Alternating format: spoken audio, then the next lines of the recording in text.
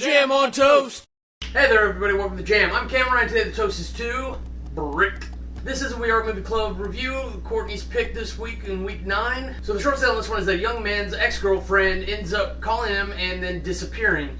This sparks a great detective mystery into finding out the inner workings of the local town's drug dealing. My love for this one is the chase scene. I don't want to spoil it for anyone, but there is a scene where he's being chased and it comes out amazing. Might hate it, not to spoil anything, it does feel a little anticlimactic towards the end. Yes, we get our big noir moment. Yes, we unfoil the plan that's happened to everything. Yes, we resolve the mystery that we've been detecting the whole time. Deducing? It just felt a little flat, and I can understand why people come out of this movie not knowing what to think. The MVP for this is undoubtedly Joseph Gordon-Levitt. Let's move on to categories.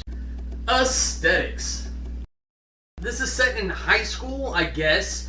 There's a high school involved. He supposedly attends classes, which he skips throughout the entire movie. He deals with the principal as an authority figure. This is all part of the aesthetic that you see, because you're occasionally reminded of that. But normally it's this gritty local town and wide open shots, and it's done really well. It's good quality, it's shot well, and quite frankly, Joseph Gordon-Levitt looks his part along with most of the other characters. The thug's the thug, the power guy's the power guy. It's very clear who's what without even watching with sound.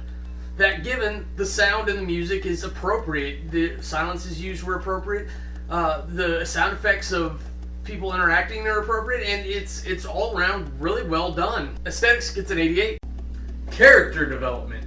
This kind of leans on noir a little strong for me, but that's why it's a genre. The damsel in distress is the damsel in distress, even if she's missing as a premise to the movie. The helpful friend's the helpful friend. The guy with the heart-on trying to find his ex is the guy with the heart-on for his ex. Where we see real character development is in the manipulation that's going on in between the different characters. Joseph Gordon-Levitt's character is trying to manipulate the situation to find answers and particularly justice for his girlfriend. We've got a couple different schemers in there that are growing as the movie continues, because we slowly see more information evolve and how they're involved and what's going on. Even Mr. Thug Life ends up with a growth. Even like the sketchy informant guy gets a growth.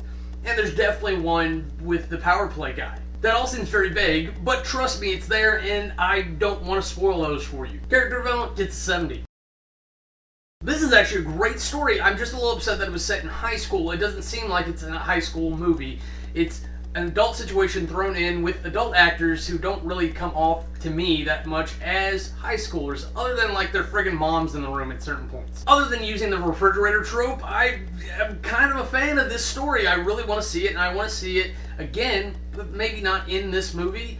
It's almost too good a story for what they made. It's very strange to me to think that way, but I don't want it in high school. I want to see like a real noir movie maybe of this, or maybe more of a modernized adventure drama thing. Yeah. Storyline gets a 92. Compulsion. I heard a lot of people talk about the dialogue, and I actually liked the dialogue. I didn't think it was out of place at all. I thought that like the fight scenes with the way the sounds were, and where he just repeatedly gets punched in the face trying to get information out of the thug guy, was actually pretty amusing.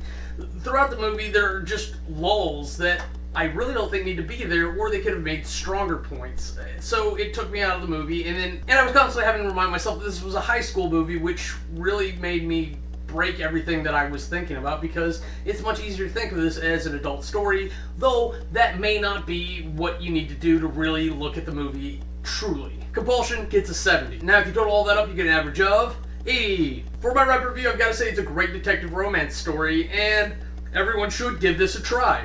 It's not the best movie. It may not be for everyone. You may have issues with the dialogue or the noir type thing, but ultimately it is a good movie, and it's definitely worth a watch. However, I don't know if I'm going to go back and watch it. This may be attributed to the fact that I felt rushed because it was only available to Netflix till the 1st of January. But I am glad that I did get to see it, and I hope that you do too. This was a review for We Are Movie Club. This week's was Courtney's pick. Next week, go check out Jena K, who is having us do the Decoy Bride. Be sure to check out both their channels and search the hashtag We Are Movie Club for everyone doing the We Are Movie Club and all the reviews you can find. That's it for me. I'm Cameron. Have a nice day. If you want to see anything else we're up to, go ahead and click the annotations, and they'll take you to our other channels.